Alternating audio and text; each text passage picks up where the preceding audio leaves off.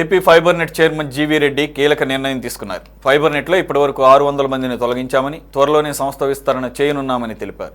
సంస్థలో తొలగించిన వారి స్థానంలో మళ్లీ ఉద్యోగాలు ఇస్తామని అన్నారు. ఈసారి రాజకీయ కొలువుల మాదిరి కాకుండా పారదర్శకంగా చేస్తామని చెప్పారు. త్వరలోనే సంస్థలో నియామకాలు ఉంటాయన్నారు. కేబుల్ ఆపరేటర్స్ మీద గత ప్రభుత్వ హయాంలో 100 కోట్ల జరిమానా వేశారని, ఇదంతా కక్షపూరితంగా జరిగిందని ఫిర్యాదులు వచ్చాయని అన్నారు.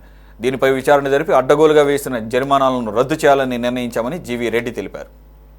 మాట్లాడేది ఈ మధ్య మన సంక్రాంతి ఫెస్టివల్ మూడు చెడగొట్టకూడదని, ఇప్పుడు దావోస్ పర్యటన ఇవన్నీ అది ముఖ్యం కాబట్టి కొన్ని ఇష్యూస్ ఉన్నవి. డెఫినెట్గా నేను ఇంతకుముందు కూడా చెప్పాను, మనము ఎవ్రీ 20 రోజులకు ఒకసారి నెలకోసారి డెఫినెట్గా నేను ప్రెస్ మీట్స్ పెడతాను.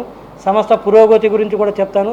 సంస్థలో గత 5 సంవత్సరాలు ఎన్ని ఘోరాలు నేరాలు అంటే జరిగిన, అసలు కొన్ని ఊహ కూడా అందనటువంటి ఘోరాల నేరాలు జరగడం జరిగింది. అంటే ఒక ప్రభుత్వ రంగ సంస్థలు ఇలాంటివి ఇంత ఘోరాల నేరాలు కూడా చేస్తారా, ఊహకు కూడా అందనంత దారుణంగా చేయడం జరిగింది. అవన్నీ కూడా నేను డెఫినెట్గా ఒక్కొక్కటి ప్రజల ముందుకు తీసుకొస్తాను. అదేవిధంగా సంస్థను కూడా అభివృద్ధి పదంలో తీసుకెళ్తాం. డెఫినెట్గా ది బెస్ట్ వరల్డ్లోనే నేను చెప్పగలుగుతాను, ది బెస్ట్ ఫైబర్ నెట్ సంస్థ. ఎందుకంటే ఈరోజు ఇది ఆప్టికల్ ఫైబర్ కేబుల్ ద్వారా ఇచ్చేటువంటి ఫైబర్ కేబుల్ ద్వారా మేము ఇంటర్నెట్ అవి ఇస్తున్నాం.